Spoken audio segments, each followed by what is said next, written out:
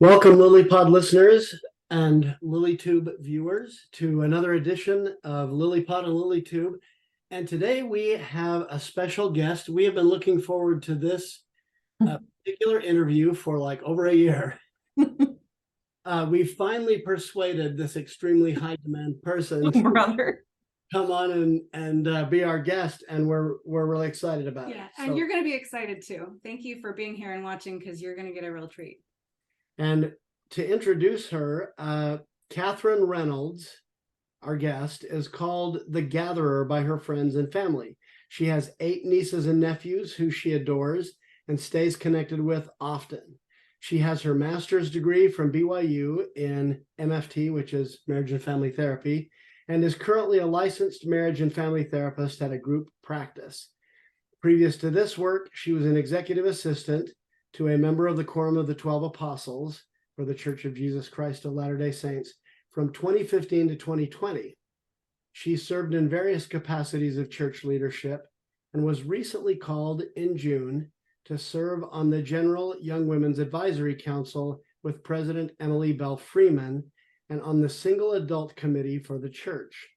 She was also on the General Relief Society Council with President Jean Bingham from 2020 to 2022. So welcome, Kathryn. We are also happy to call you our friend, and we'd like to hear your story. And before we hop in, I want to say that I met Kathryn in a singles ward in Bountiful, right? A single adult ward. Yeah. And I remember the first time I heard you speak, and I don't remember if it was a comment or a lesson you taught or a talk. I just remember thinking, this girl is special and she's going places. And that's sweet. I'm not surprised that you have gotten these big church callings, because you've always been a light. Thank you, Kathy. I think the same of you. I'm so glad we can reconnect. I haven't actually seen you since we were in that ward together. No, it's been a while. So I'm really happy to reconnect. Yeah, me too. Yeah. So welcome. And for those who are watching, you can see Kathryn, and then for those who are listening on the podcast, we're distributing this both on LilyPod and LilyTube. So yeah, I think we don't want to make a big deal of it, but Kathryn is a mid-single in the church, like many of the people that we talk to, and you can tell us kind of how your journey has been like that. I mean, most of the people we talk to who have not married by the time they're in their late 30s or 40s think, I didn't expect it to be this way. Mm-hmm. So yeah, I joined them. Talk to us right. No, when you asked me to share my journey with being, into this stage of my life, I think, I'm 41. So I made it past 40 and I'm still hanging on, right? I feel really blessed to have the life that I have. I guess I don't see it as a deterrent for a good life.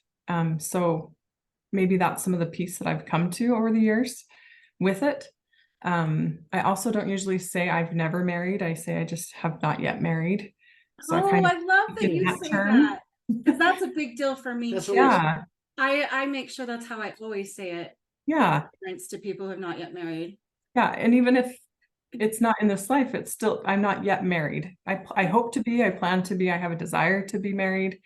None of that has ever changed. And you have a joyful life, a good life. And if someone comes along and adds to that joy, that would be great.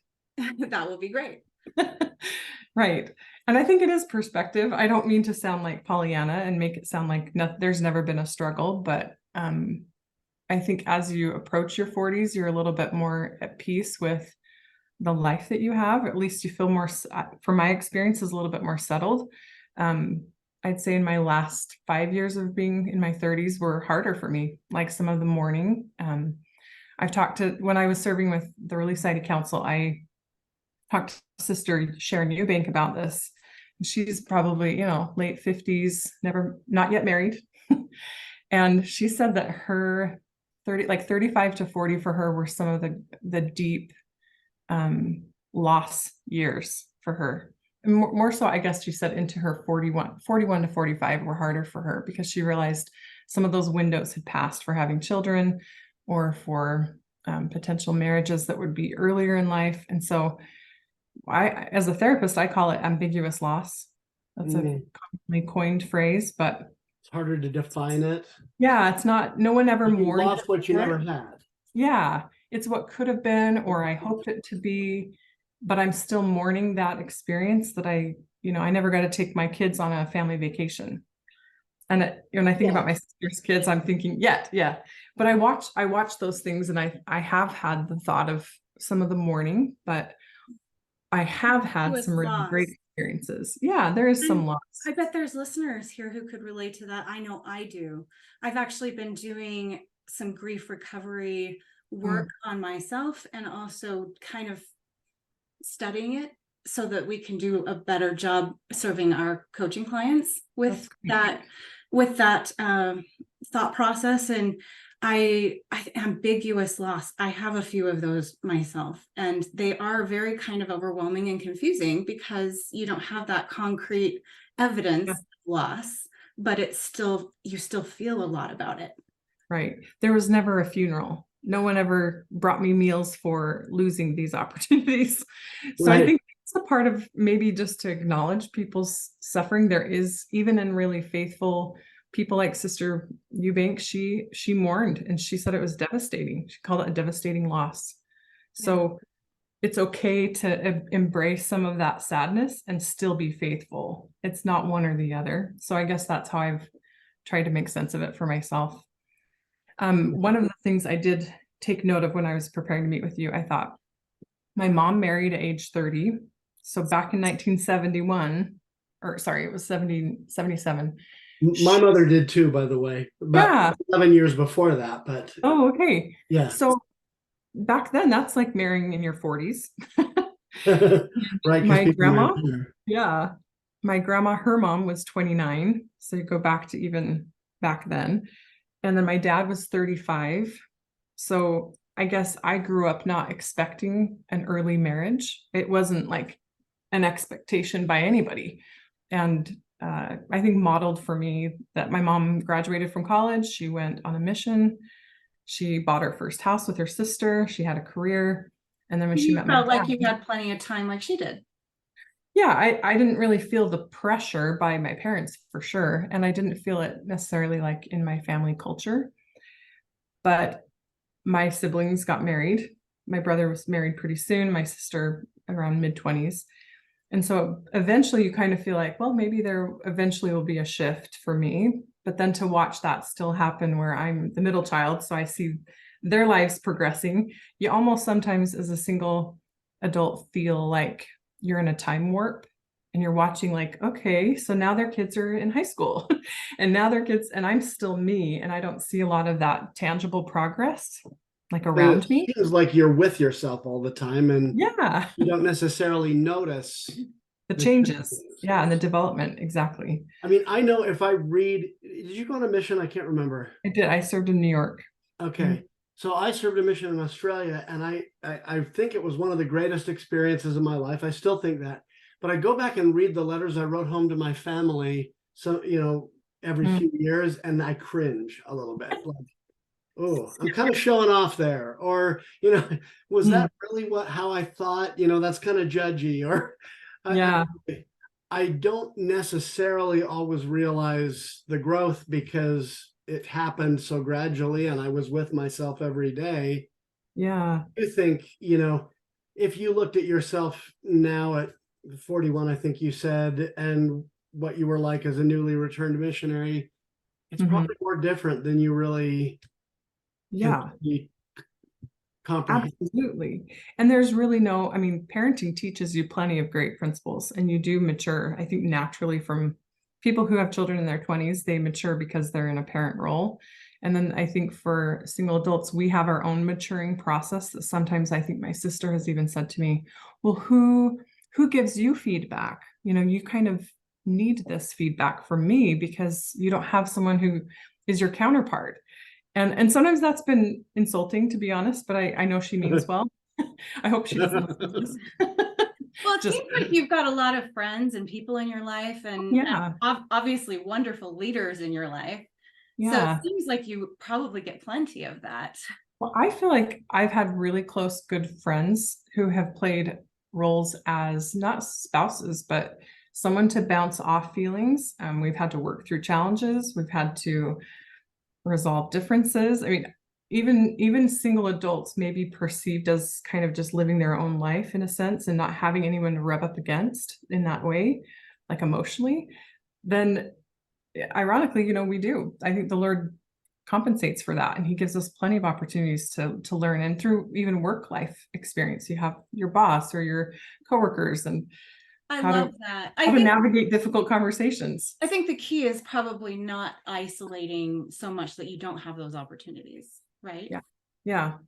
Well, and that life naturally provides it. I guess that's what I'm trying to say too, is just Unless you shove it away people, or yeah, something, right? yeah, unless you're isolating yourself. But I also noted that in high school I dated quite a bit, and then everyone voted me. This is ridiculous, but that I would be the soonest to be married out of high school. And I think that one is a little bit of a burn for me, because I thought, well, that's such a lame thing to yearbook once a decade. Yes, and I thought, who would imagine that would be something to vote on, for one? But Right.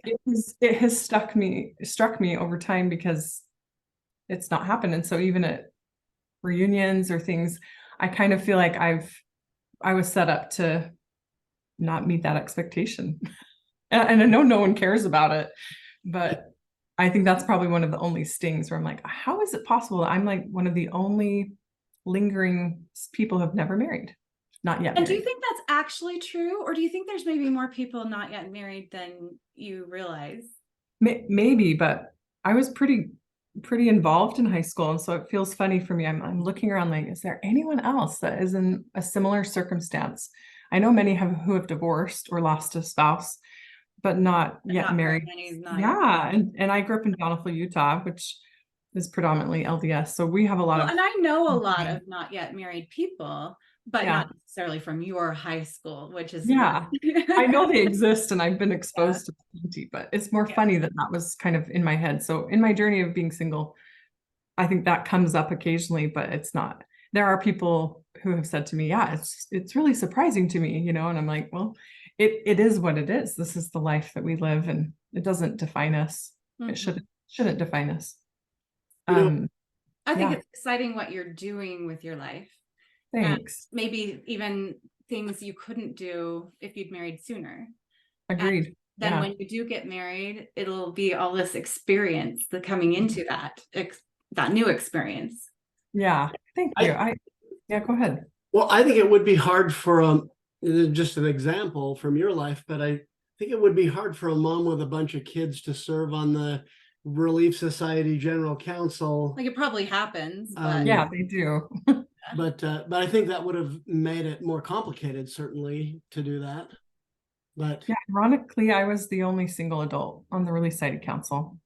The rest were married, but older, and they're older and have older kids, right? Yeah, and not all of them work, but there are quite a variety of women on that council. But yeah, I was the only one. And again, now on the Young Women Council, I'm the only single adult.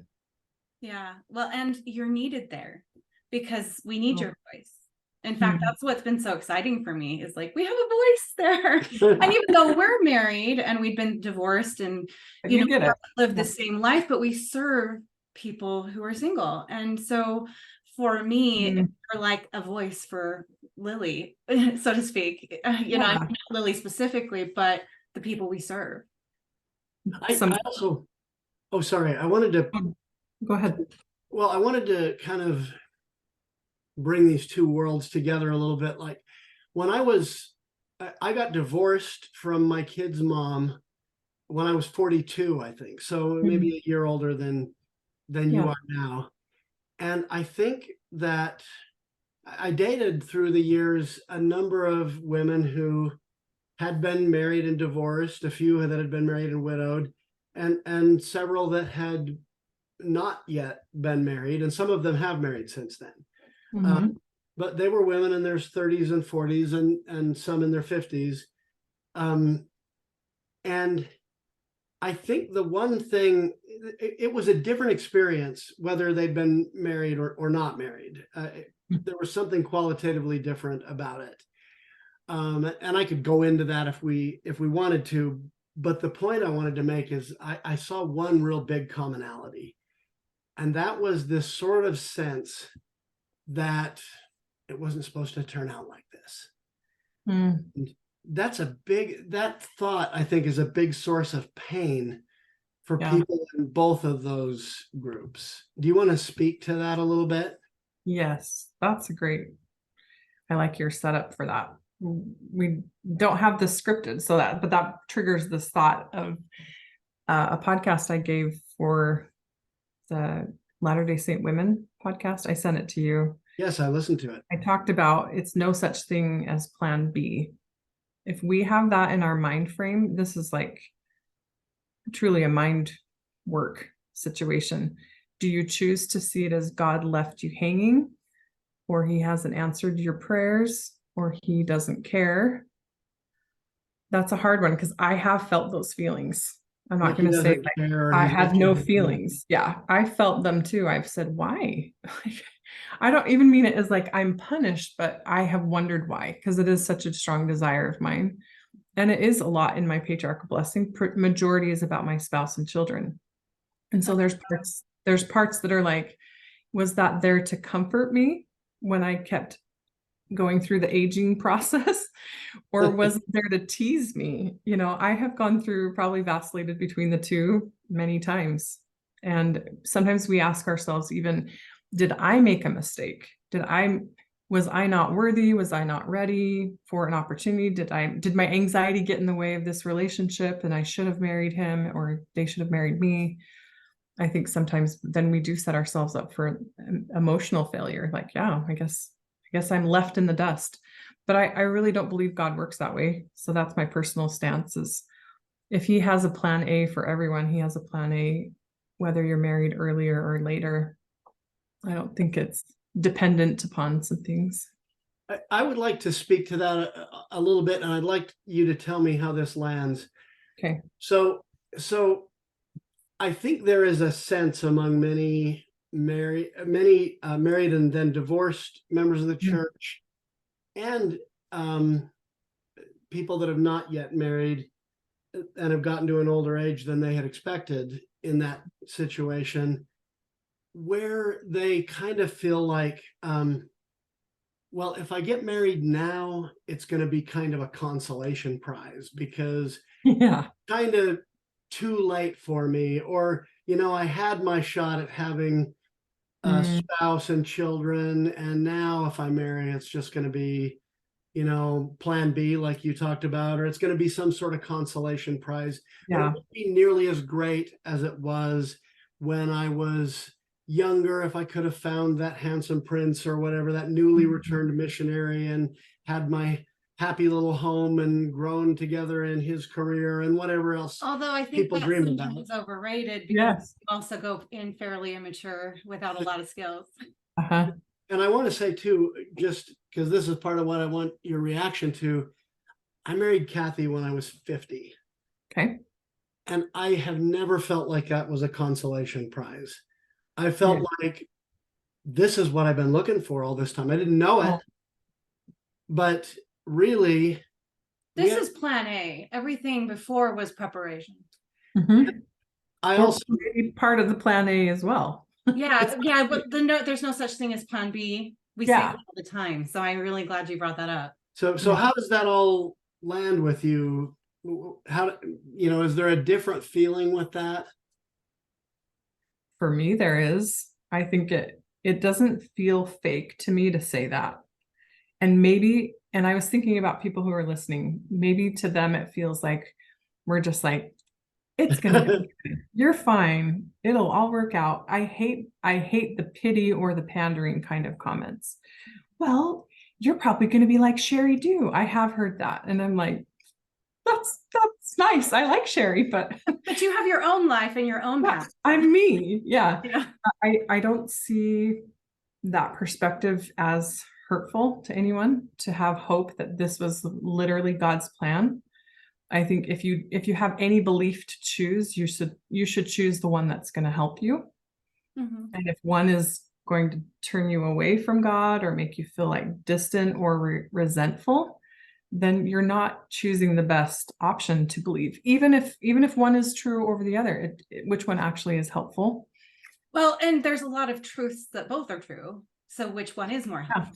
That's exactly what we do is in our coaching practice. And you're a therapist, and we all have our bachelor degrees in family Interesting. Science. So Yeah. we all have that love for how do these human relationships work and how do our brains work. And but I love that. I love that you're saying, let's choose the thought that serves us best. I think as long as it's not untrue. Yeah, if you it's don't between two things that could be true, pick the one that does serve us best. And I love that you mentioned you have a strong desire.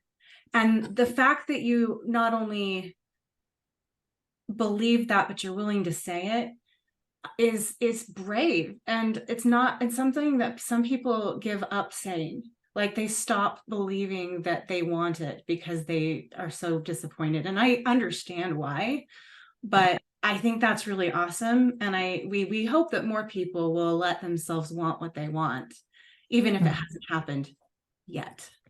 Yes. Oh, sorry, go ahead. Just listening to you say that, such good counsel, such good thoughts. I guess I've been in a stage there was a time where I was close to it. I didn't feel open. So, and that lasted a while. Yeah. So you know what I'm talking about and what other people go through. I know the difference, and it's really amazing to be in a different space.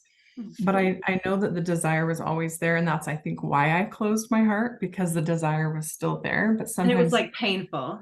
Yeah, so I don't want to address it, but I felt it. So even if for those of whoever is listening, if you feel the pain and you don't want to address that, it's because you do desire it. That's like an indicator on that this. You want it more than you want it. It does matter to you. Yeah. And then I have actually one more follow-up question. So back to when I was saying that we need your voice in those auxiliaries, that leadership of our church. Have you felt at times that you had this unique perspective to offer and that you were so grateful for that opportunity? And if so, like, tell us maybe about that a little bit. That's a good question. I just, the minute you said that question, it reminds me of Rick's college. So I went to Rick's right out of high school. Me too. You did? Oh, 2000. And I had 97. Oh, fun. So I just barely missed you. Such a good memory there. Yeah. So I had this great set of girls as roommates. We called ourselves Celestial 309. Meaning there was the room number. Yeah, it was. Sorry. We'd have dinners together. We'd have prayers. I mean, it was really like a family. It became a family for me, which I think kind of launched me into being single more than I even realized back in the day. Because it was comfortable and well, we created patterns whether or not we had a spouse or children. We still had dinners. We were intentional. We had prayers. We had rhythms, and we didn't have to wait for a family in the traditional sense to do that. But we came back on the 17-year reunion. We all gathered back, all 7 of us. And we went to this ward that we went to. It would have been in the same area. So we went to we went to the ward where we would have been if we were young. And they asked us to all speak because they thought it was really cool that 7 of us were coming back 17 years later. And all of my roommates spoke, and they talked to these young single adults about families and how they could encourage the gospel to be lived more fully in their families in the future. And then I stood at the very end of them, and this was just a really tangible experience for me. I think it was life-altering in many ways for myself to hear myself speak this to these girls, like going backwards. And I stood as a single adult, and I said, some of you may not marry until later in life. And usually that's not discussed or talked about in young women. It wasn't for me. No one said, this may be your case. It was, what do you want in your husband? And what do you plan to do? Like, where do you want to marry in the temple? There's a lot of that, Yeah. which is And people good. don't talk about, and what if you get divorced? They don't do that either. Yeah. And how are you going to withstand some of that struggle and still be faithful in the gospel? So anyway, to keep it succinct, I just testified to them about creating patterns for themselves, no matter what their circumstance looks like. And I remember many coming up to me after. More of the girls came and talked to me after than the others, maybe because they're all single and they could relate. But it was sweet to see that they were like, I really want to go to college, but I worry that if I go to Canada that I won't be able to meet someone because it limits my options. And I said, the Lord knows where you are, and he will still help you. If you need to have someone in your life at that time, he will help you. Yeah. Or you could live right here in Utah and find no one because it's not your time yet. Exactly, for 20 years. I want to throw something in on that too. I like to sometimes listen to Pastor Joel Osteen. I mean, he's not my prophet or anything, but he has some interesting insights. And one thing he says all the time is, whatever you're going through, whether it's an illness or a financial problem, or you haven't met the right person yet, or he lists all these things, and he says, none of it came as a surprise to God. I know. Yeah. And, sometimes I know like you have mentioned feeling, there were times I felt kind of resentful. Well, if this wasn't a surprise to you, why did you let me go through this? This isn't what I wanted. Yeah. My heart. Right. And I've come to understand that some of the we spoke at a big mid-singles conference in Twin Falls a few weeks ago. And I talked about strength and adversity, and I talked about stuff that happened over a 10-year period of time, and it was unreal. I mean, losing a business, losing an election, losing my wife, having a divorce and problems, going through a second divorce. I think you ultimately called it the on the floor of the trucker's lounge of life. Yeah, and that refers to another specific story I went through. I was like, there's more there. I lost everything financially twice. I went through a second very short broken marriage. And, just in the last year, I lost my grandmother, a good friend, two good friends now, my mother and my son to death. Wow. And I think, but I spoke to the pain we go through in life in a way I couldn't have without having gone through all of that. And I think in a funny way, and I'd really like to hear your thoughts on this, but we come here to this earth in a way to minister to other people out of our own pain. And I think that's what Jesus Christ did. That's what the atonement of Christ was about, is him coming to understand all of the pain we would go through and know what to do for us. And that beautiful talk he gave, ministering from his own pain, is actually available on LilyTube. We recorded it, and it's strength and adversity. And we just did that for a singles conference, and several people at that conference came up to him after and said, I am on that trucker's lounge floor of life. Like I'm there. So they felt it. Right. And I think, if I really am honest with myself, I don't define myself by the pain I've gone through, but if I'm really honest with myself, those experiences have made me who I am. They're the reason I'm not still that, proud young missionary showing off to my parents when I write home or whatever, and I like myself better now. Although, I know I've got lots of room to grow. Anyway, how does that all land with you? Just the other day, I've recently moved to San Diego just because it's a dream of mine. Yes. And it's been interesting to answer that question for people. They'll say, why San Diego? My home is in Bountiful. So I just am renting it out. I'm not moved, but I'm living here for 6 months or so. And everyone's like, so what, do you have family there? Or like, what's the reason? Did you get a job? And I'll say, I just want to. And it's been a practice for me to say, I just want to do this. Is that okay? I mean, I don't feel that, but I feel like it's somewhat implied, like, is that sufficient? Yeah, And I think it's totally sufficient. Yeah. My best friend did that with New York. She Oh, went did to New York for, I think what she planned to be about 6 months or a year, and stayed, I think more like a year and a half or two. Mhm. Yeah, that sounds about Yeah. right. But she just wanted to. Yeah. Yeah. And to answer your question, Jeff, that's why I bring it up, because I lost my train of thought. Sorry. Just a thought of, I'm really grateful for my life.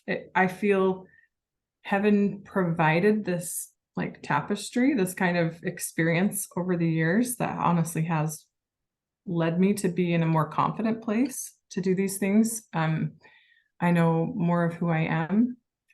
I know more of what I need. I don't think people who marry young are necessarily immature, because I think there are many who are very ready and mature. But I'm really grateful I was allowed time to mature and to understand exactly what I need to Sure. be happy. So I feel grateful for that. I just sit in a more like settled place now. I love that. The tapestry for gaining confidence. And it seems what you're saying, self-understanding. Absolutely. Yeah. Yeah.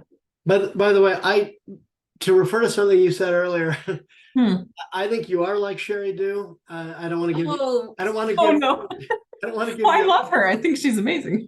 Yeah, I don't want to give you a big head or anything. I admire her too, and I've got a couple of her books on my shelf back here.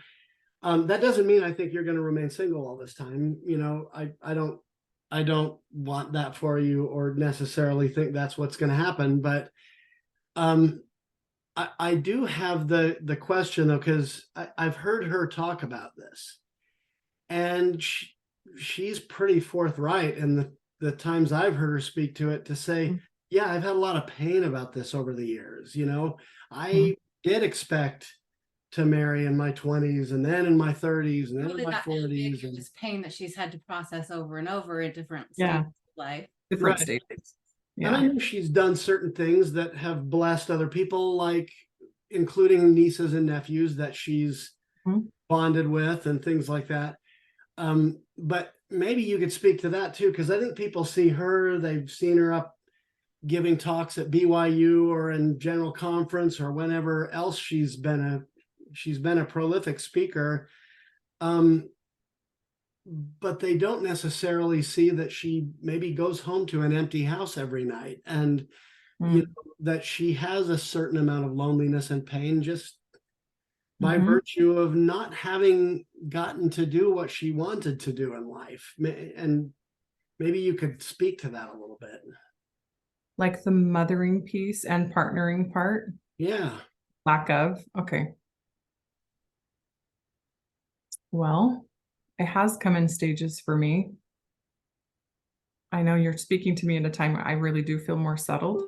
So hopefully that's beneficial, just to see that there's, like you asked me in preparing for tonight. When you today. say settled, do you mean Peaceful. whole and complete as a single person?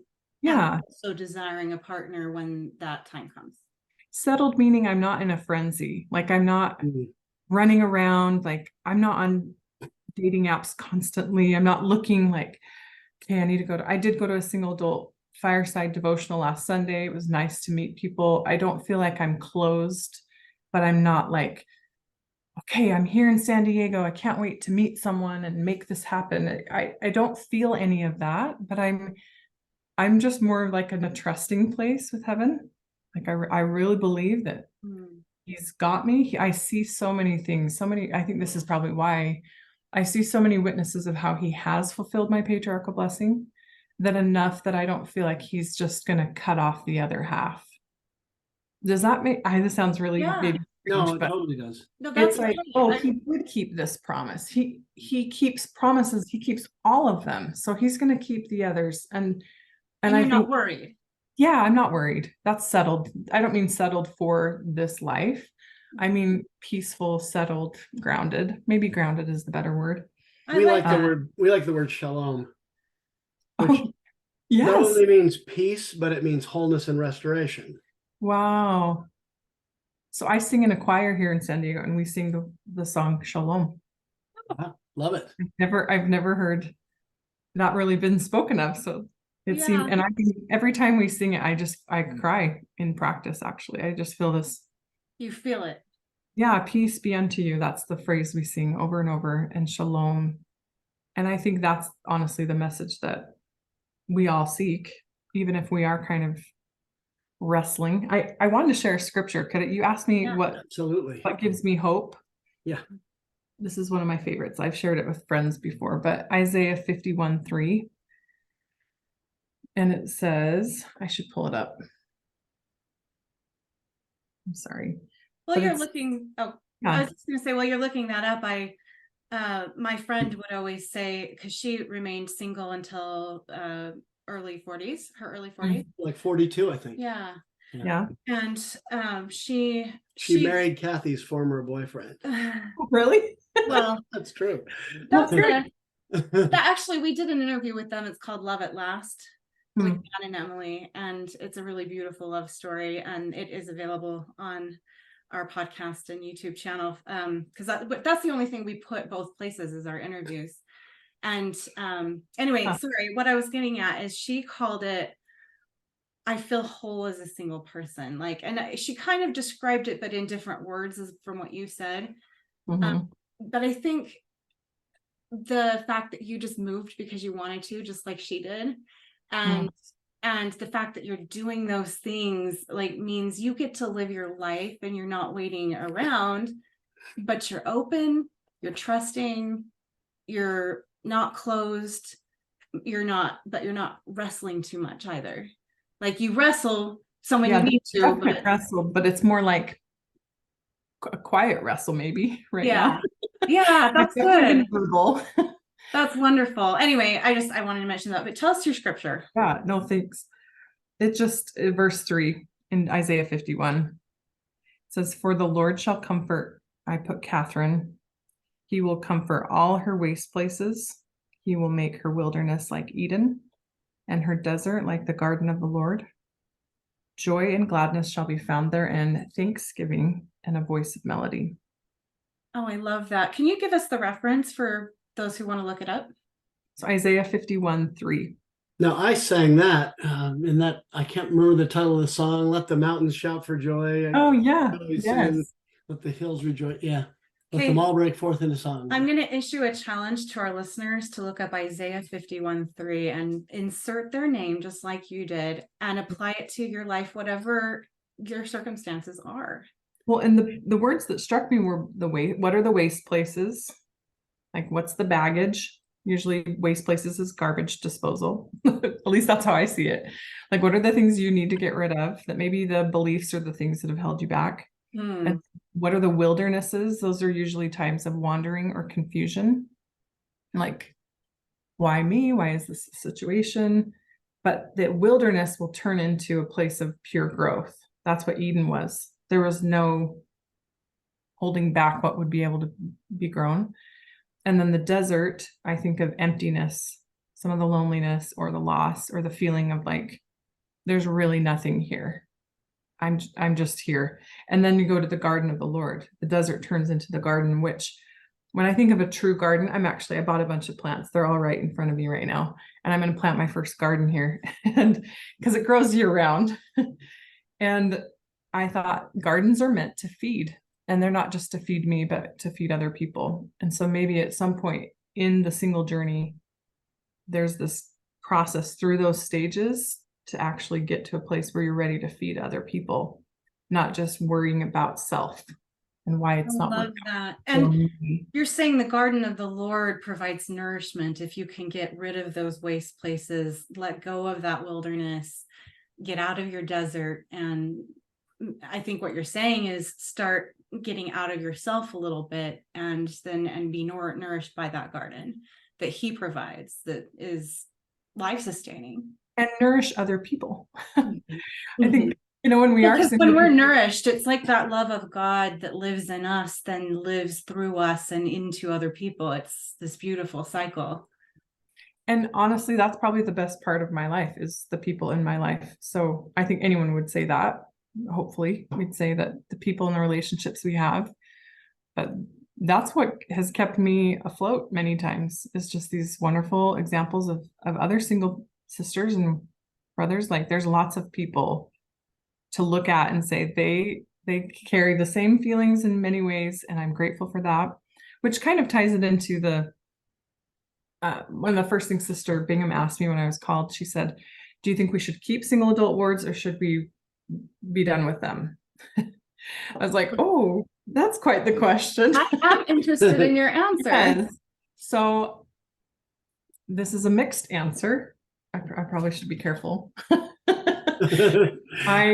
I said I never wanted to be in a single adult ward because I think we stay stunted in ways, because we don't see fully functioning families or people who age and children who are screaming, like, meaning there's the full gamut of life that I feel like we kind of get blinders on.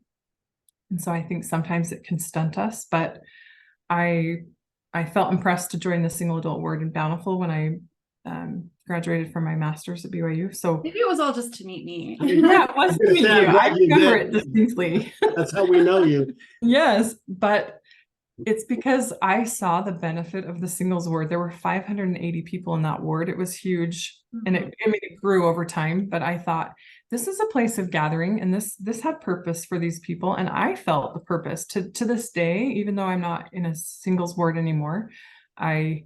My dearest friends are from that ward. And so I see it as a major blessing. Okay. And I'm glad it wasn't just to meet me, but I am glad I got to meet you. Oh, for sure. And I felt that the spirit of that camaraderie, and maybe they have been what they needed to be, like, for people. And so moving forward, though, are you thinking, like, I have mixed feelings, it sounds like. Yeah, I mean, it's the only place that it exists really is in Utah. And then there's a few pockets around the world, like in the country of like DC, or I think there is one in San Diego as well. But honestly, the majority of the church doesn't face that question, but it is a Wasatch Front kind of issue. I think to some degree there should be magnet wards or something where a lot of singles go to a family ward, because I think that they benefit from the single adults and we benefit from them, like working with the youth and modeling and ministering, and not just being pulled out and isolating ourselves. And then I think we should still have activities and things that bring us together. I don't know. More integration in the general worship patterns and activities that allow them to be together. Sure. Okay. I want to get in. So your mixed feelings kind of lead to a balanced approach, it sounds like. Yeah, because I see the benefit. I do. I see many people who don't want to ever go to a local ward because they feel othered. And then they want a place to go worship where they don't feel like they're standing out. Maybe those with more high anxiety socially, that tends to be the case because they feel different. But I have my own form of social anxiety. I think we all do when you just walk into a church building alone and you don't have like a set place to go. I mean, gosh, you can even have that with your family. Like, just I know. And they probably do too, right? One little thing I experienced with dating some of the not yet married people, I think a disproportionate number had some kind of social anxiety. Yeah. We wrote about one of those women in intentional courtship who has since gotten married and had like 3 kids, but you know, she was really, really shy, and it was an effort for her to talk to people, you know, a very great person, but very socially kind of shy. And I think those people tend to wait a little longer to get married because they're not as visible, you know.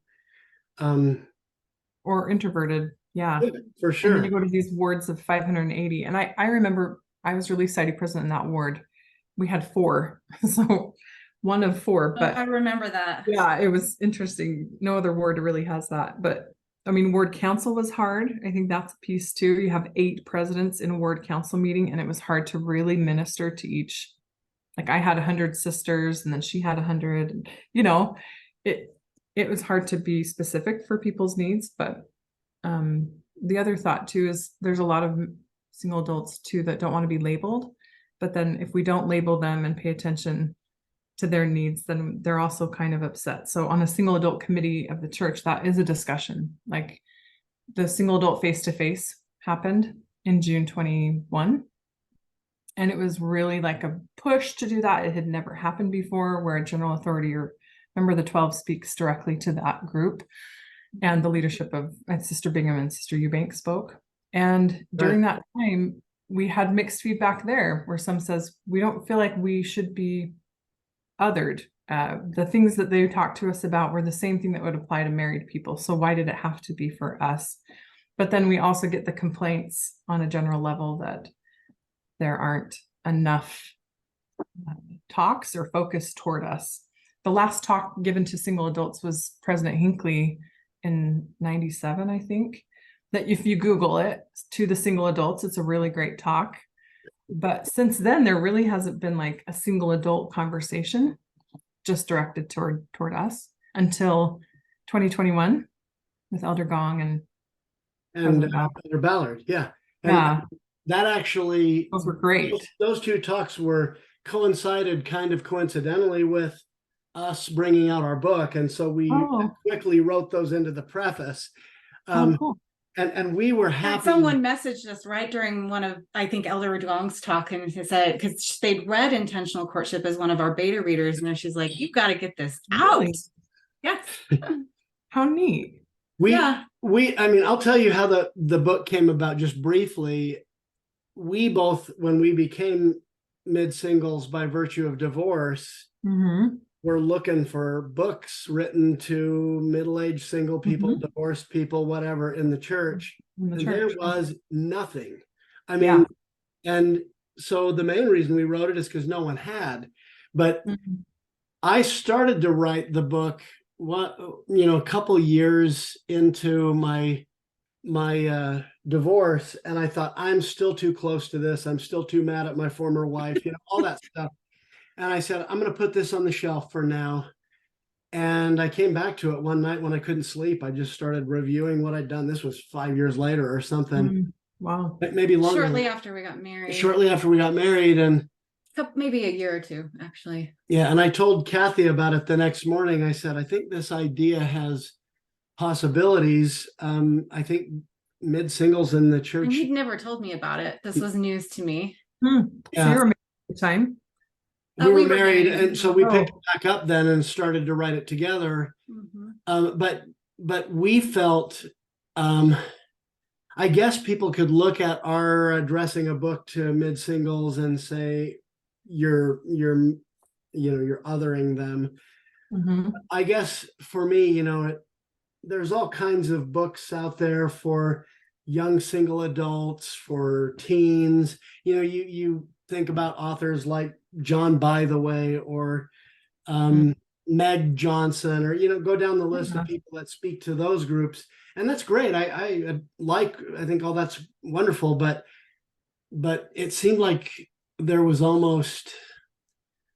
almost ignoring the fact that we have divorce among us, that we have some people that don't marry until later. I have a couple things to say about that. Okay, first of all, during that single adult conference, which I thought was wonderful, and I'm so glad they did it, and I never thought of them as being, I'm othered, although I can see that you've gotten some mixed feedback, and that makes sense because everybody feels differently, right? But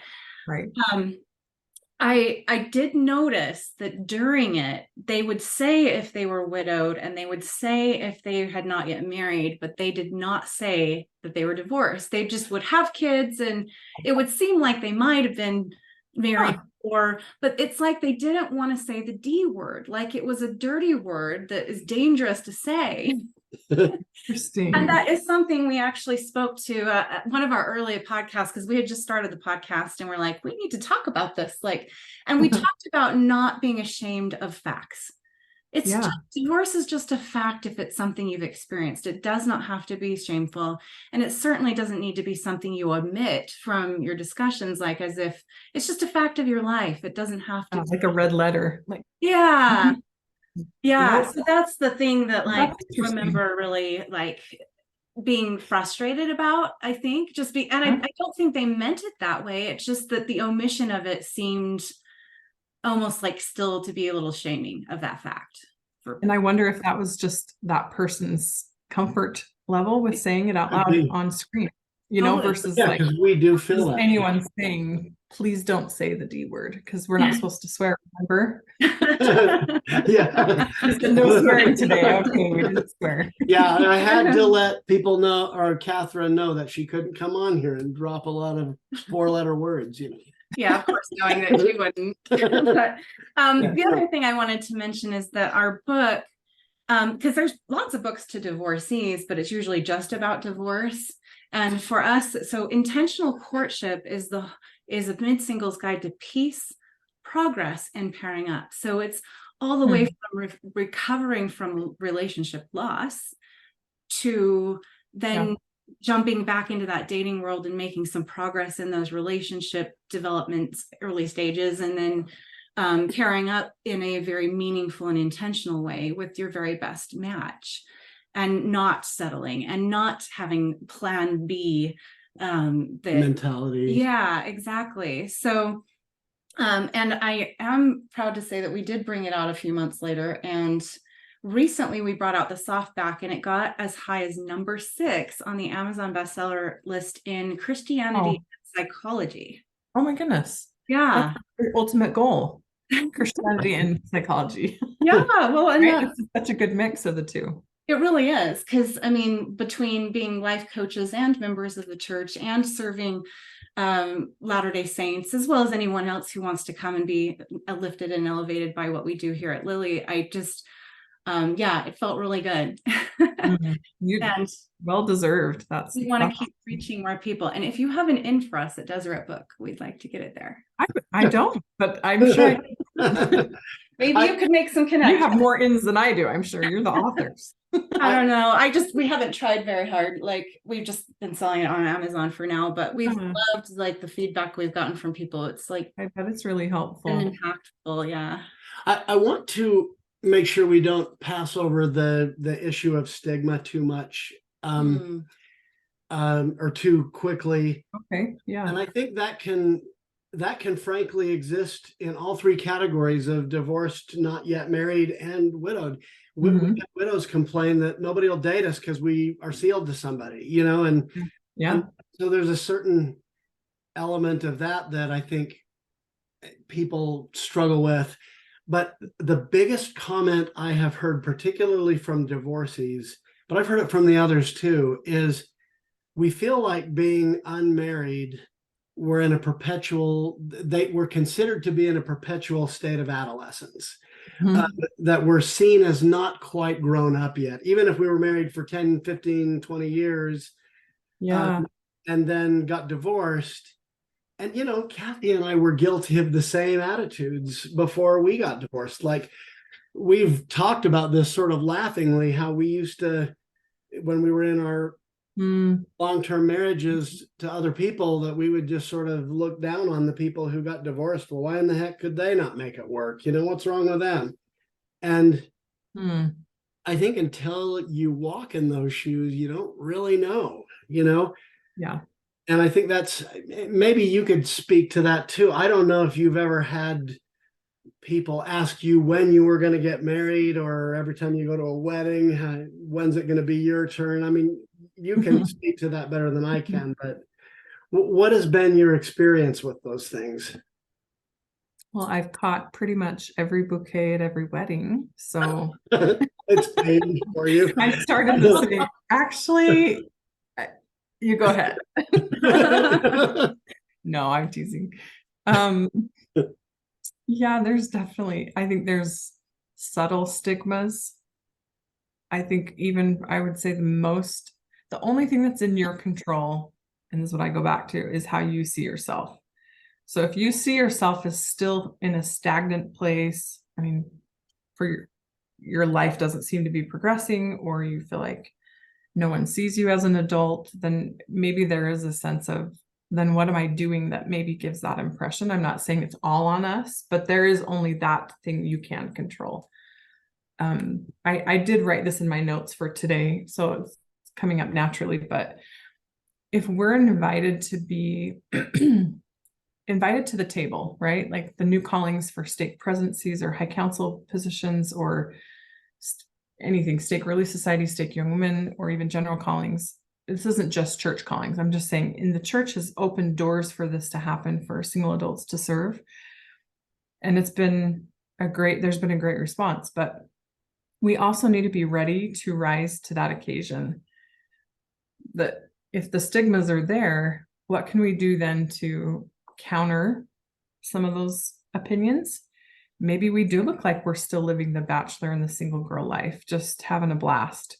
And that's okay. We can have a good time, but what are we doing to maybe show that we're now living in an adolescent type life where there's less commitment, versus showing up and being like ready to stand with anyone of our age or not of our age? I don't know. I actually love what you're saying, because I think that goes with what we said, in at least with regards to people who've been through divorce, that don't be ashamed to say what your life experience is and just let it be a fact of your life.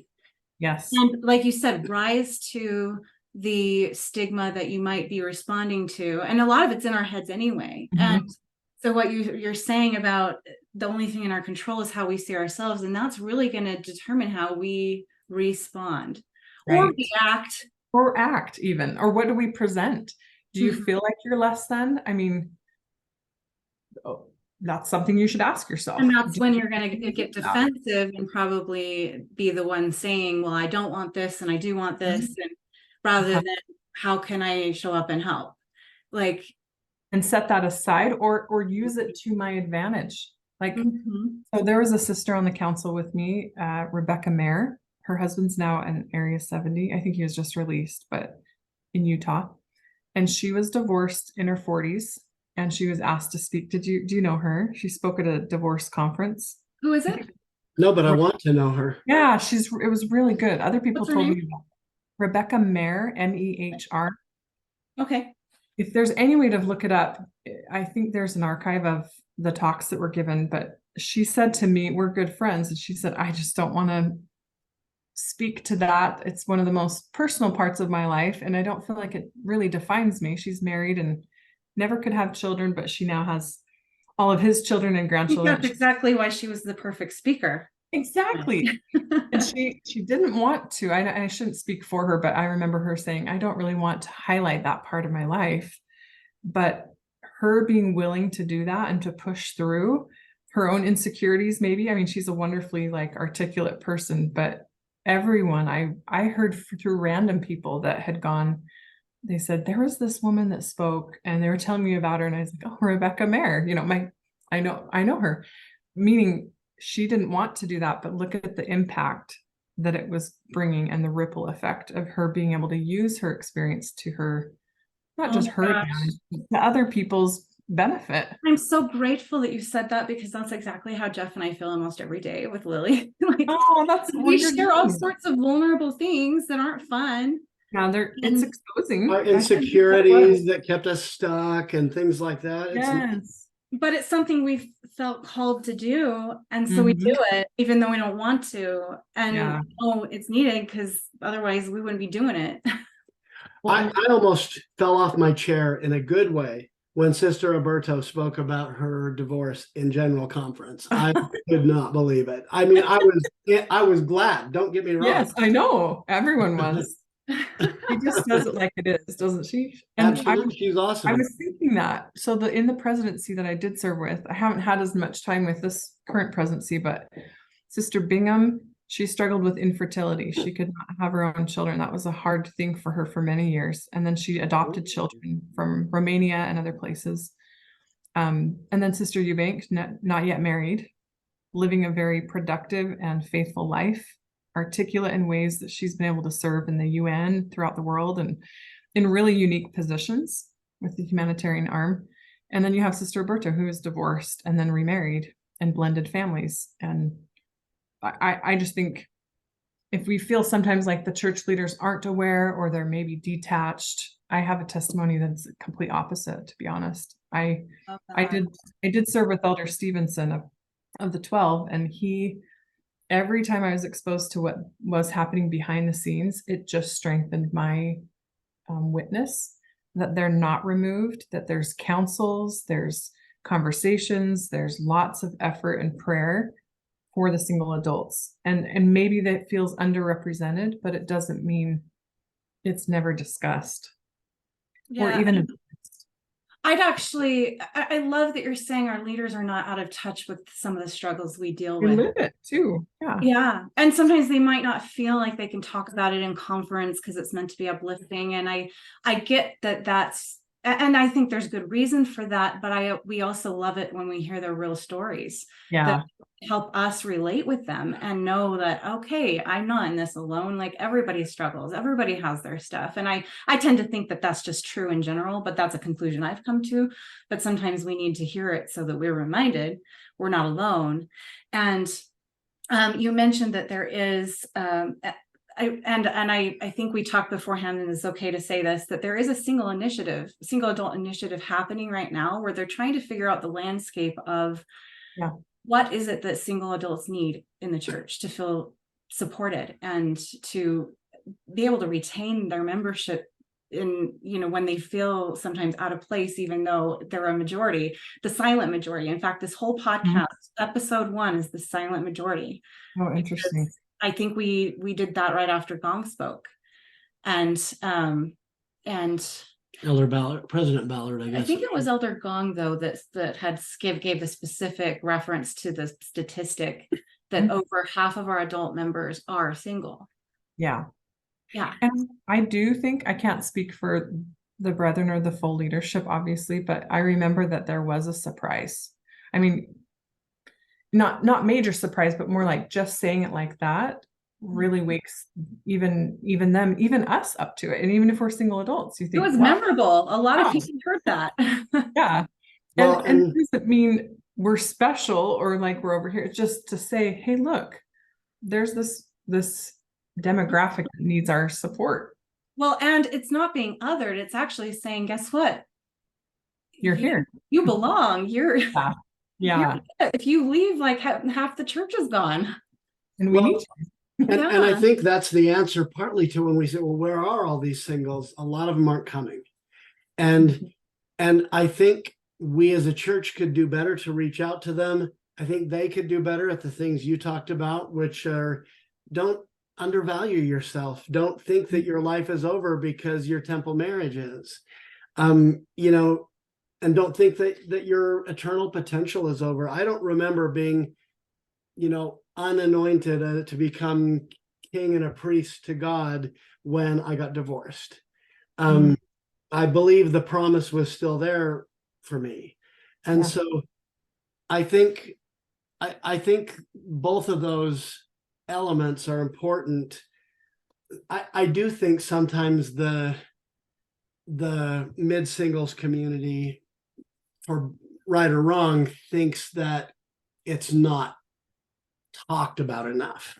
And maybe it's not talked about publicly as much as it is, in the councils and things. And maybe you could speak to that. And maybe before we preface that, I wanted to mention that we've heard recently that several years ago, President Nelson got the specific inspiration to call a committee to work on single adult initiatives. And maybe you're going to talk about that, but I just wanted to mention that I feel it very interesting that right about the same time he gave that speech about the heart of the church needs to grow as its membership does, and that we are its heart. And I remember really taking that to heart, and that Lily, Love in Later Years, really is our efforts to be part of that heart. And we started that, and we have some friends that started the LDS Flameless Fireside podcast, and we have another friend who started the Thriving Singles community, and all around the same time. It's like we have all had this like flash of lightning, like, you need to do this. like Yeah. at the same time he did this on a, a church level. And I've even been told, they said it takes a lot longer for the church to change policies and procedures than, what you can do out in the trenches doing what you're doing. So keep doing what you're doing. Is that Do it now. told? Yeah. Yeah. Don't wait. Tell us what you know about that, whatever you want to say. Well, I know that it was formed. I don't know the history. I think you met with the people who serve on that committee as the lead, Logan and Ann, but I served on the committee for 2 years and then I've been recalled to serve on the committee. So I just love that it's a group of single adults. Some are divorced, some are widowed. A lot of them are church employees. Yeah, And they then even said not yet married people and people Yeah. who are remarried. So just Yeah, like and all remarried. walks. Yeah. Yeah. So it is, and it's quite a big age range. I mean, there's enough that it's not just mid singles. There's some that are in other scenarios, but I loved it. I loved seeing the conversations happen. We would go through what are some of the barriers. I remember one of my last experiences where we each were given a topic. So ours was temple attendance, one was church attendance, just some of the key indicators for conversion. And then we broke it down to what could be the issues that actually get in the way that we could kind of help to remove in ways that we can or make it easier. And so then we met and we presented it to Sister Bingham and some of the other general authorities that are over single adults. And so there's a lot of voice that's given, and it was a good variety of people, not just someone with a calling, but church employees with that experience. And we helped plan the face-to-face. We gave insight for that. I don't know if I could really go beyond that. I mean, I could think through all my experiences, but one thing I will say is we went through the handbook. One of the first assignments or activities was to go through the handbook before it changed and look for anything that could be triggering. And this is interesting because I was like newly called, and sorry, one thing that it had said in one of the sections was, it was like serving the special needs of single adults. It was something like that. And I was like, well, they're just needs. We're not that like special needs, but we changed the wording to be supporting single adults. I like that. Which is better. Yeah, we don't need a pat on the back and, oh, how can we help you people? It was a feeling of, these are adults, stake president ages, like mission president ages. They're adults. We just need to learn how to support them in their ways, in their circumstance. Just like a woman who has infertility or a family who has a special needs child, or we just need to support them. So I love those changes. I think there were quite a few. They don't love the term mid singles actually, because then some people voice that because it makes us feel like we're stuck somewhere.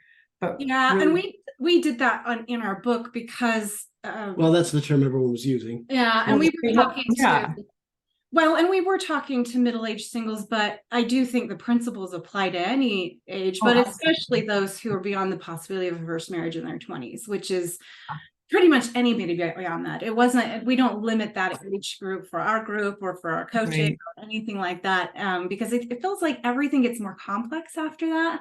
I mean, you're more likely to be dating someone who's had a lot of life experience, and then relationships get a little bit messier, but they also get more mature.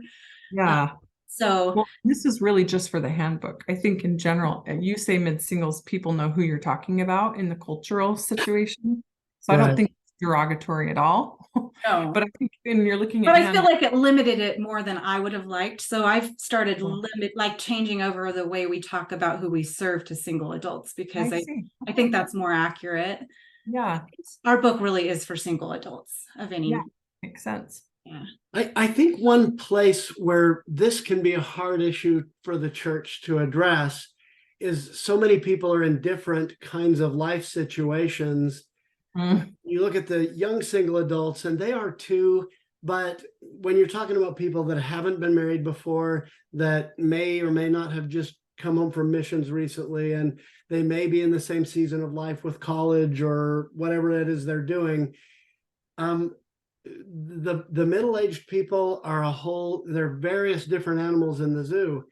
And I think you know, one complaint I've heard from people is, oh, well, all they give us is dances. And who are we, junior high kids or whatever.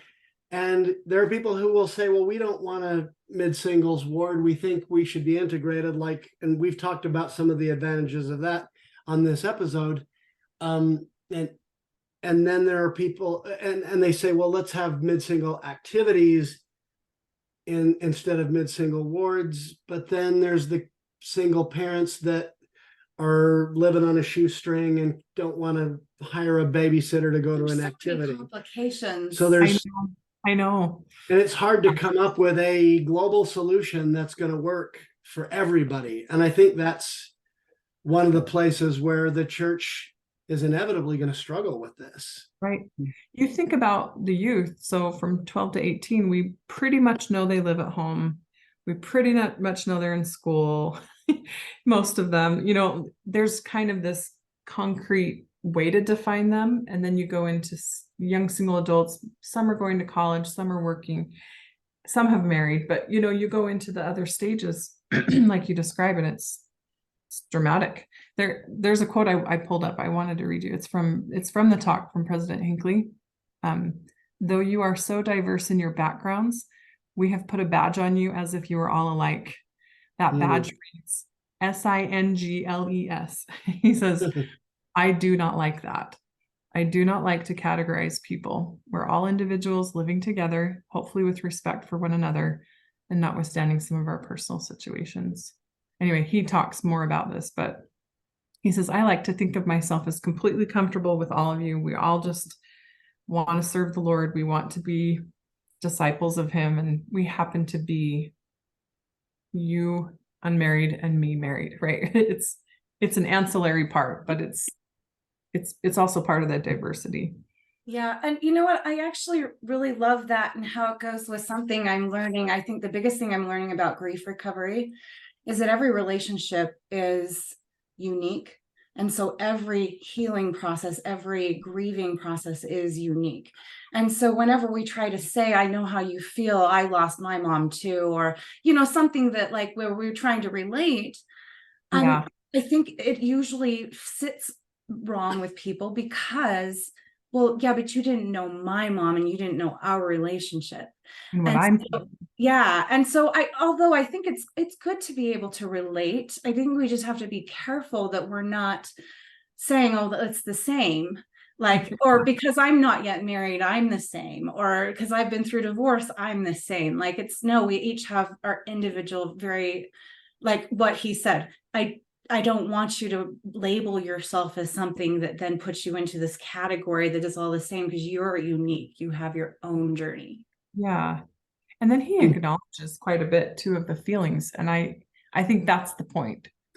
We can't dismiss it. It is a sadness for many, even if it's a faithful sadness. Mm-hmm. It's okay. There's no shame in it. And we can acknowledge it, but we don't want to dismiss it. Right. Well, and pat you on the back. And kind of going back to, and I don't mean to digress, but I have been feeling that, like, I want to say single adults, not mid-singles, because we don't want to limit anyone, especially with resources we're trying to provide to people that I think all can benefit. And even though we're not the same, there are some in common challenges, and those are the things we try to speak to here. And so maybe one day, but not anytime soon, maybe we'll do like a new edition in 10 years or something and make it single adults. Because I think really we did write it to everybody, but we weren't thinking about that limitation, at the time. But anyway, I just hope anyone listening will know it's for you, whatever your age. Semantics. No, I think you addressed exactly what you need to for the people you're helping. Yeah.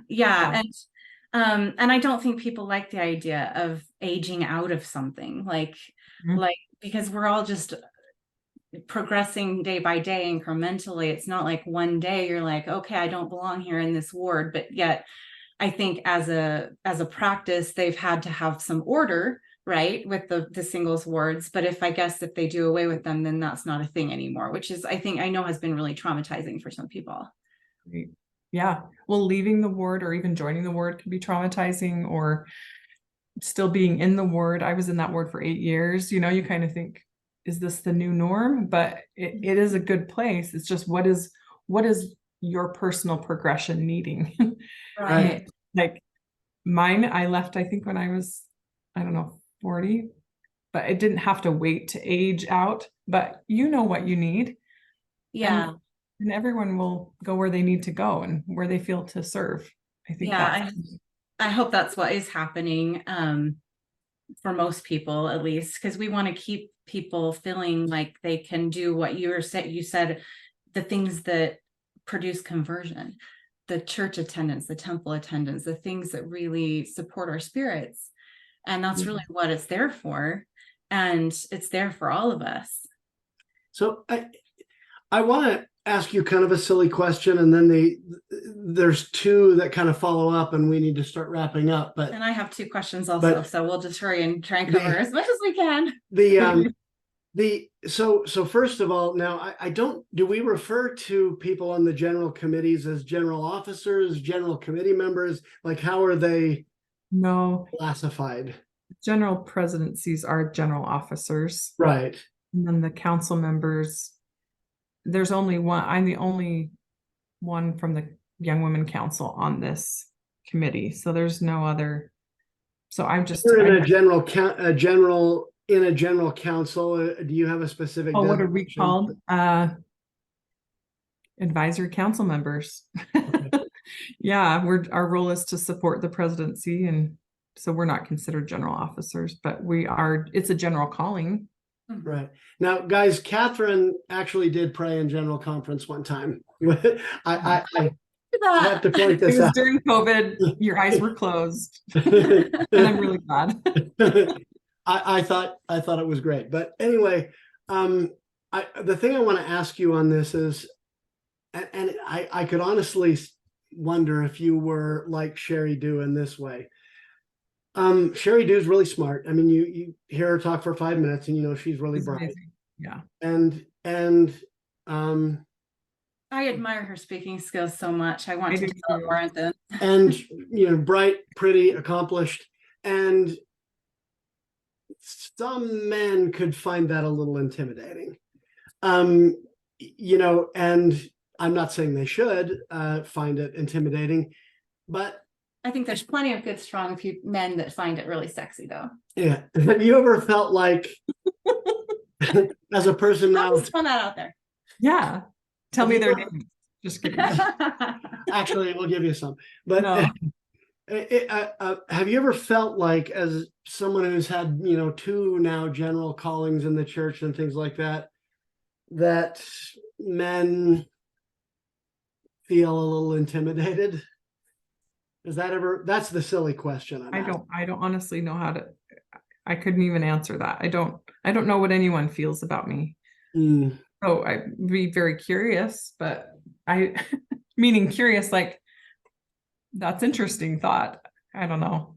It makes me a little difficult. Sorry. No, it's more like, I mean, I've been around. This is the thing. I don't see my sister. Okay, so here's an example. The single adult devotional I went to on Sunday, she says, way to put yourself out there. And I think we do hear that phrase. And my other single friend and I met on Monday, and we just talked about that. And I thought, it's so funny. I've been putting myself, whatever that phrase means, I've been out there. I've been serving. I've been having good friendships. I try to reach out to people. I don't think that is the qualifier for being wanted. And I don't want to believe that if I don't go to enough events, that somebody's not meeting me so I can be taken or chosen.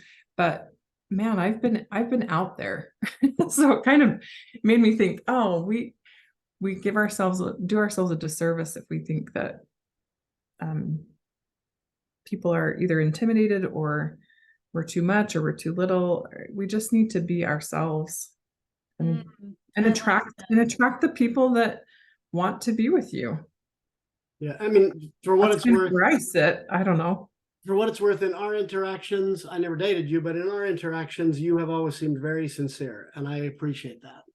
Thanks. Same for you, Jeff. I And appreciate that. so on a more, that's a good segue actually into on the more serious note. So I don't know exactly how to express this thought, but I think where we sometimes get into trouble in whether in anything we really want badly, like not dating, but the marriage that would result from Yeah. all of those kinds of things, the thing that we want the most sometimes becomes our hang up. Like it becomes the thing that we think for whatever reason we have to 100% make that happen. We forget that there's somebody else involved. Yes. And I'm talking about, our Father in heaven. Yeah. And I think sometimes if we do what's possible and forget about the rest, he'll do the things that are impossible.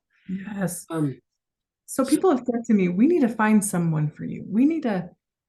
I need to find a guy for you. I have heard those comments, and my response for a while has been, I think heaven's got it. right. I really do. I don't worry. I'm happy for help. I'm happy for support. Oh, sure. And I wouldn't be reluctant to set you up with a good guy if I thought of somebody, but that's how heaven can help us, right? Sure. But I mean, I think the problem is when we get anxious about it, when we're filled with angst. I know I made And some, he clearly isn't there, yeah, which is great.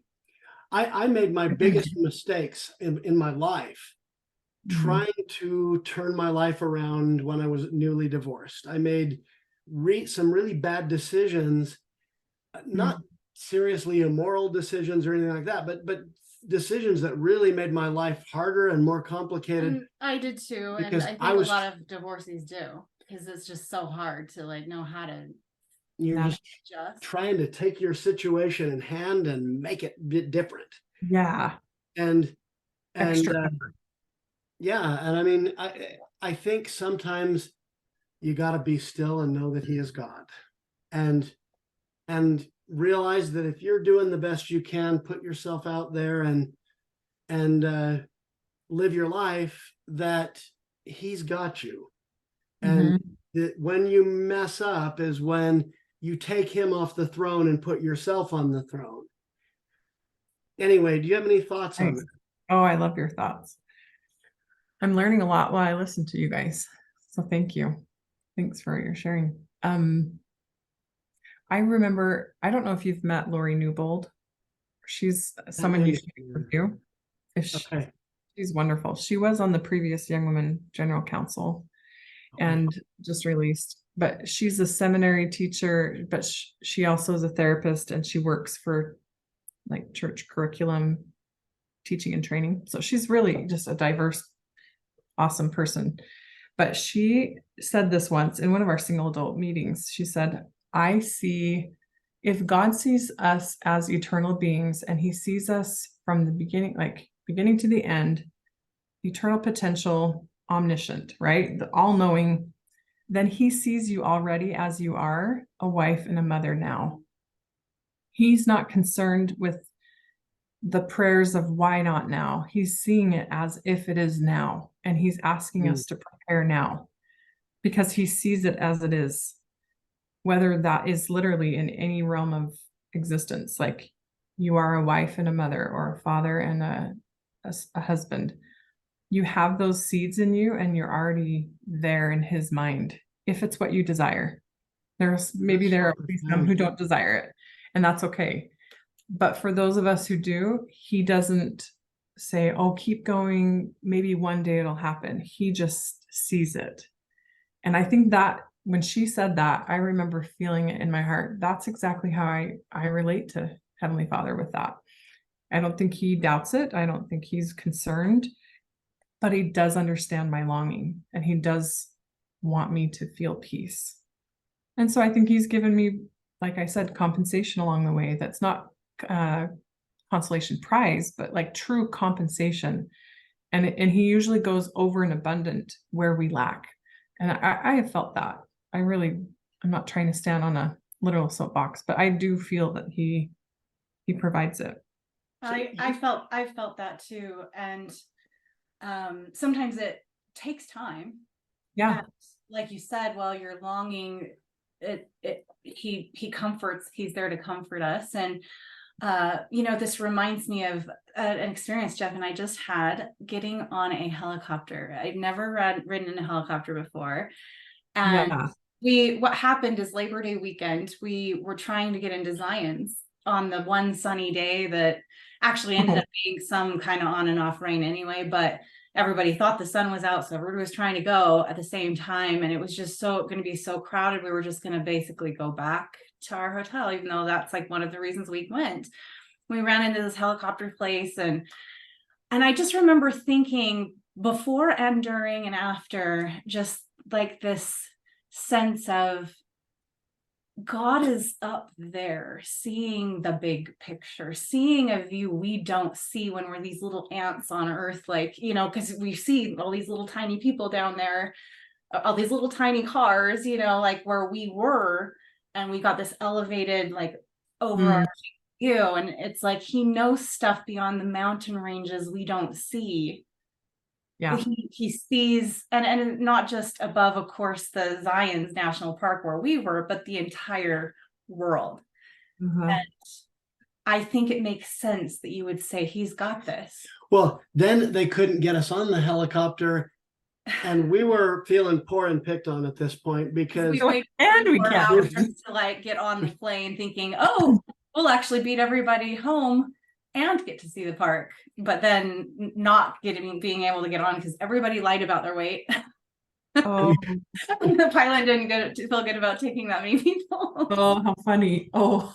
Anyway, we're I'm a pretty busy lawyer. I don't take very many days off, and when I do, I want it to work out. I don't want to feel frustrated that I waited. You had hoped. Yeah, and so we were both feeling angsty.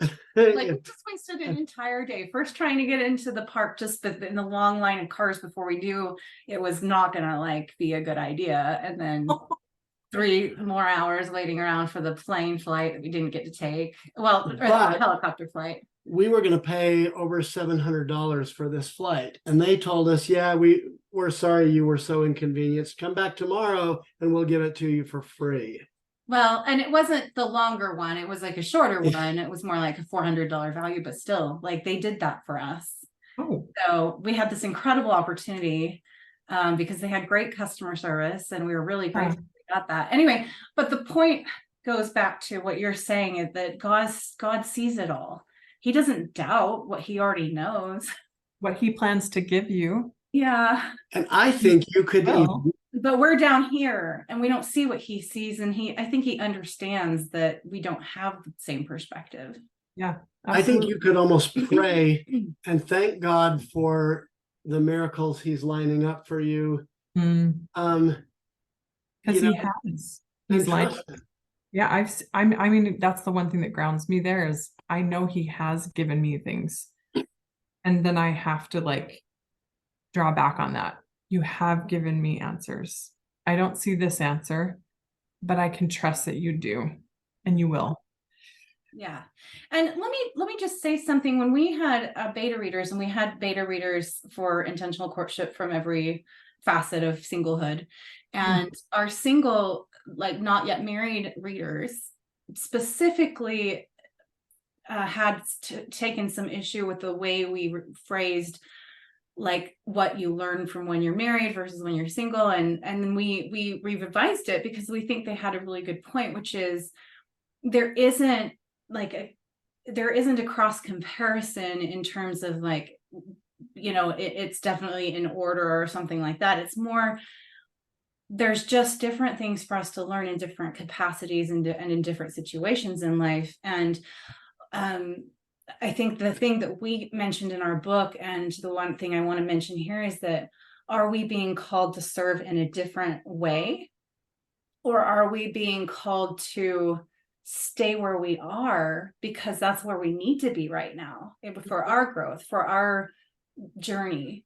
And it seems like each of us, and this is why we have the spirit, because each journey is individual, so that we have that personal revelation of, okay, yeah, this is actually where I need to be, which is probably why you feel that grounding, right? Because you know where you need to be right now, but you also know that the future is open and wide and bright, and which is awesome too. And I know that you probably have to keep reminding yourself that. I'm sure it's not something that happens automatically. Oh, yes. The first week I moved here, I was like, what am I doing? And I'm like, is this just because I wanted it? Maybe I wanted the wrong thing. Because there's a lot of hassle, and I'm serving now like apart from the council in Utah, and I'm kind of feeling a little like wrestling with the selfishness part, like, because it's just what I wanted to do. But there have been numerous times where it's just recently like brought home to me. Like, and I actually got a blessing before I moved here. My bishop didn't know I was planning on moving, but he said, the Lord has seen your sorrows, and he's been sad with you. Like, basically he's seen those things that you've dealt with. My 30s were really actually pretty rough. My dad died. I had some broken relationships that were really felt like very heartbreaking. And I was serving an apostle. I was really study present when my dad passed away. It was just a lot of like pressure and heavy times. I had an autoimmune disease diagnosis during that time. So I just felt this like heaviness, but we both have autoimmune disease, and it might be different than yours, but those are hard. And yeah, it added to, I think it was part of everything I was going through, but basically what I'm saying in this blessing, the last part of it, he said, but he rejoices in your joys.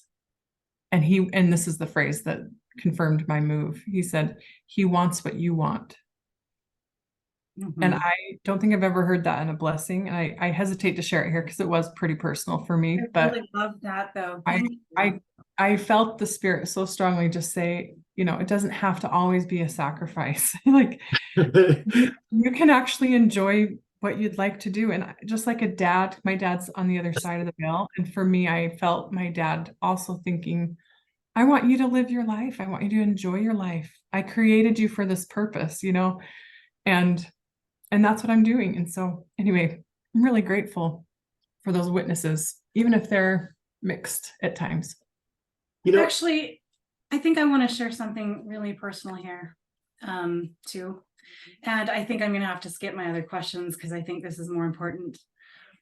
When you say he cares about your joy and he wants what you want, I have a best friend who's been fighting colon cancer for 3 years. And she said, we're going to keep praying for a miracle until we know that my death is imminent, and then we need to pray for acceptance. And anyway, that imminent threat of life came suddenly on the anniversary of Jeff's son's death. Oh my goodness. A couple of weeks ago. And we were very quiet about it, but she went into the hospital the day we were going to have a barbecue, and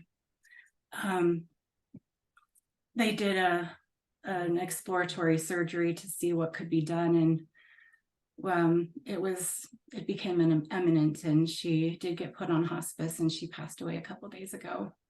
My goodness. And when this comes out, we'll have had the funeral, and as of this moment, it is public knowledge that she's passed. Okay. It actually just got announced yesterday. I think you've probably met her, actually. She went to that Bountiful Singles Ward once. Yeah, do you remember Emily Markley? I have to look. No, I don't remember the name. Anyway, she's a beautiful, beautiful friend to me for more than half my life, and she got married 2 years ago, after her cancer came back and it was terminal. Wow. She had started dating Dan at that time, and they'd been friends for 3 years. And when that came, they, instead of, he just, a lot of choices could have been made differently, but I'm really grateful because she had so much joy in that last couple of years, and they just lived life to the fullest. Mm-mm.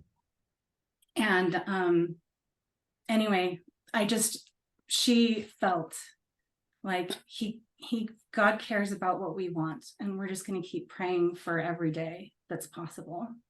And he wanted her to have joy. Like, and literally that's why we were created.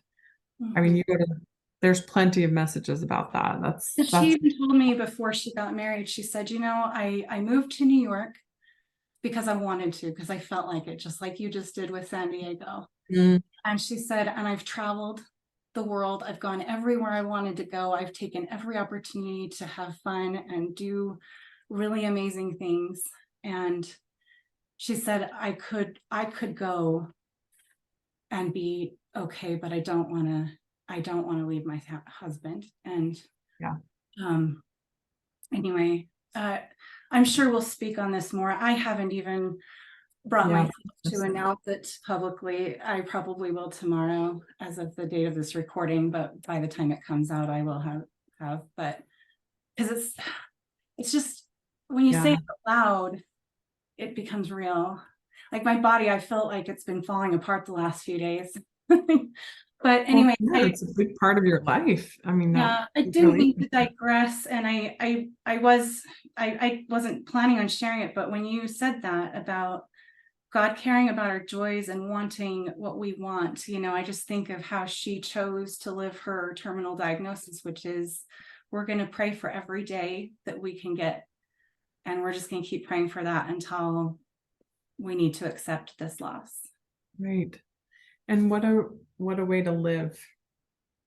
Mm-hmm. Whether you know your end date or not. And I got a call from Dan today. So this is the love story with Dan and Emily. So if anybody hasn't watched it, it's so beautiful. Like the way they came together. Them before. It's just a few years ago they got married. Mm-hmm. Yeah. Both Julys ago. Both in their 40s, not yet had been married before. Look it up. It's Love at Last with Dan and Emily, and I'll leave a reference in the show notes to it so that people can look it up easily. But anyway, he called today, and we've had some tender conversations with him. He's friends with both Jeff and I, and we're all close. I mean, they're like family. Mm-hmm. And he told me that Emily told him on no uncertain terms that he was to move forward with all the plans they had for the next couple of months. They had FanX tickets, they had trips planned, they just were still doing stuff. And I was like, you know what, no matter when she went, you were going to have plans, because you kept having plans, and that's just what you did. And she said, you are not allowed to cancel them. You're not allowed to sit around and feel you're sorry for yourself. You are going to invite special people to these things. And the first event is today. And he's taking my son at her request to the Black Panther and the Utah Symphony. Oh my gosh. So awesome. It's really not follow through in the midst of mourning. And he did. And he called me with that confidence, and I'm like, I don't know how he's handling it. I'm like, I feel like I'm falling apart, but for him. He's a good man. And I'm really grateful that they made that choice to have that sense of urgency to have as many days together as they could get. And we've been talking about it, and we don't want anyone to be in a panic. We want that trust in the Lord, and that he's guiding all of our paths. And then, when it becomes something that it's a little more urgent, when you're actually in a relationship and it seems like the direction, then, don't waste time, because we just don't know how many days we have. I want to say one more thing too, and then I'll give you the last word. But it's along these same lines, because there's this interesting dichotomy, I guess, that I think Kathy's just been talking about, and you before, about how, not everything has to be a big pain, a big sacrifice. There can be things that are God ordained that make us happy. Imagine that. and yet there are these things like losing Emily that are really difficult, and losing my son last year, hardest thing I've ever gone through. Yeah. And it strikes me that scripture you read earlier and shared with people, I think, was beautiful. And then the way you explained it and how you progress from, basically the wilderness to the garden or whatever. And it made me think, we meet God in the wilderness. The children of Israel didn't meet God when they were in the land of Canaan with clusters of grapes that took 2 people to carry. They met God in the wilderness of Sinai when they were struggling, when they were eating manna, when they were, that's when they were guided by the pillar of fire and the cloud over their heads by day. And yet I think too, we have this promise, and I think even Emily has this, because there's more beyond this life, that you endure it well and you reach the promised land. And I think about, if I want to boil the Old Testament down to one thing, and I mean, there's a lot more than that, but it's all these stories about these people in these impossible situations. Joseph is sold as a slave in Egypt, and then he goes to prison for something he didn't do. And he's there for like 13 years. And he comes out and becomes prime minister of the country in one day. And it's like, Daniel is delivered from the lion's den. Shadrach, Meshach, and Abednego are thrown into the fire. All 4 of those people are raised to power in Babylon. And I could go on. Jonah is thrown overboard in the sea, and he's delivered to the shores of where he's supposed to have his mission, and converts the whole wicked city. And I could go on and on with these different stories, but there are these people that are in the wilderness, so to speak, and that's where they meet God. And then ultimately they're delivered. And I think Emily was delivered when she was taken, and that was her deliverance. But we're happy to have her out of pain. We're just gonna miss her, and she's sad to leave too. But I think anyway, what I wanted to suggest is that with everything I've gone through, I know my faith is stronger now. And I remember, and I believe their strength grow through this experience too. And this is the last thing I'm going to say, but Elder Maxwell was one of my favorite apostles. And even before he got sick at the end of his life, and he died fairly young, he was always talking about being willing to endure whatever the Lord put upon you. And, and I mean, I remember he came to my mission and gave this 3-hour talk about the atonement of Christ and everything he endured in Gethsemane and on the cross, and what it was for. And I mean, he's weeping the whole time he's giving this talk. It was just, I can't even describe it. But then, it's theory in some ways to think about it then. And at the end of his life, he goes through a death by cancer that's really, really tough. And yet he bore that with such dignity and trust. Yeah. And it showed that what was inside him was real. What he was telling us wasn't just theory. Yeah. It was very real for him. So anyway, if you want to talk to us more about the wilderness or anything you want to say that you haven't had a chance to say yet. Before we turn the time over for you, I'm so sorry, but I actually have to leave for a wedding I'm playing for with my quartet. So I wanted to just tell our audience that if you are a member of the church and single, and you have some constructive things you would like to say to the General Auxiliary, that committee that has been put together by President Nelson's request, so that we can support our single adults better. Like that word support, I love that. Yeah, support. Just reach out to Jeff or me, because we have been actually asked to gather those comments and then kind of screen through them, and just make sure that they are constructive. And please share your story with it, because anything that we feel is worth bringing back to them, we've got a voice. And like you said, we've got people who care.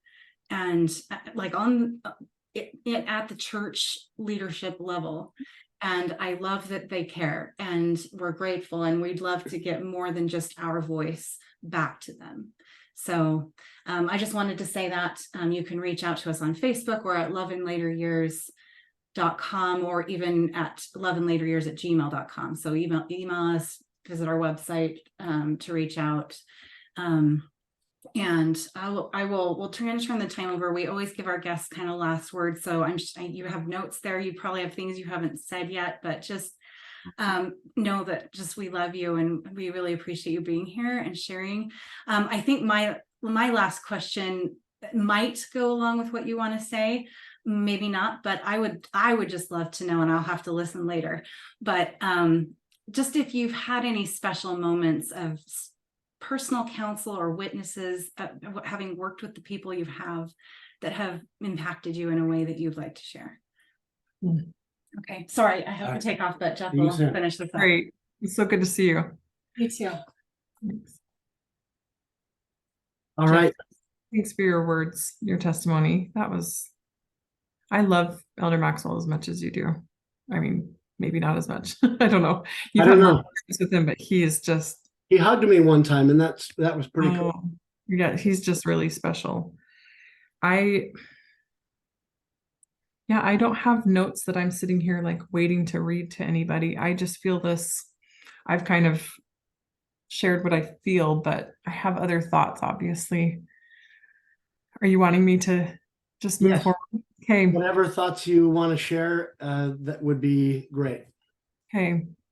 I did screenshot a part of Elder Gong's talk about the personal conversation that he had with that single sister, a devout sister, he calls her, that waiting faithfully upon the Lord for his blessings is a holy position. It must not be met with pity, patronizing, or judgment, but instead with sacred honor. In the meantime, he says, we live now, not waiting for life to begin.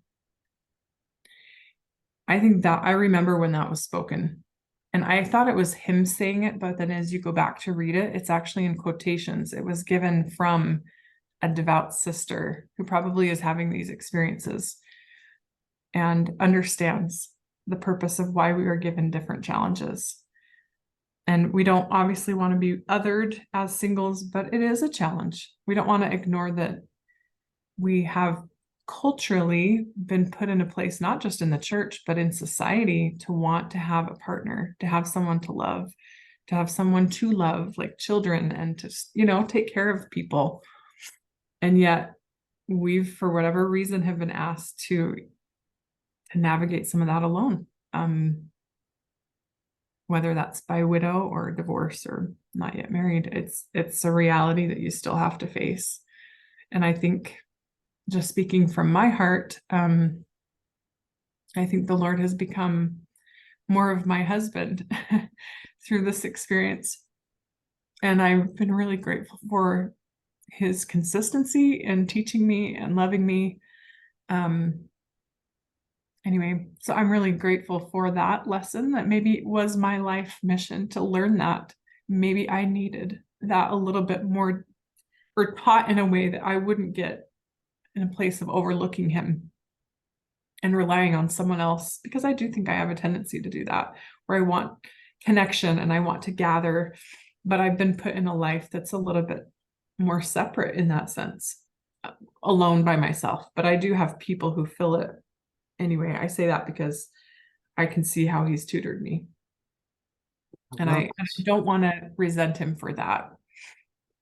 I mean, what you're saying is really amazing. I think it's, you can feel love straight from God without another person, but it takes more faith, because the other person is sitting there in front of you. They're the conduit. They're reassuring you. They're reassuring you. And with God, it feels more distant sometimes, and it's further away. So it takes more faith, and maybe that's part of the purpose of your journey being what it is. But this is only the gospel according to Jeff, but I think ultimately you're going to find that partner and experience the happiness in that way too. But We thank you so much for coming on our show. We waited a long time, and it was No, thank you for waiting. You're And, so nice. we also, both Kathy and I, we've talked about this. We are both grateful to be able to consider you a friend. And I've been grateful for those conversations we've had from time to time about these kinds of things. Yeah. And so it's always good to have friends that are insightful and, spiritual and that add to your life in that way. And I feel that way about you. So, and I know Kathy does. So, Same. again, we're grateful. We hope everybody enjoyed this episode. I'm sure they did. And remember, folks, anytime is a great time for more love in your life. Thank you for watching and listening.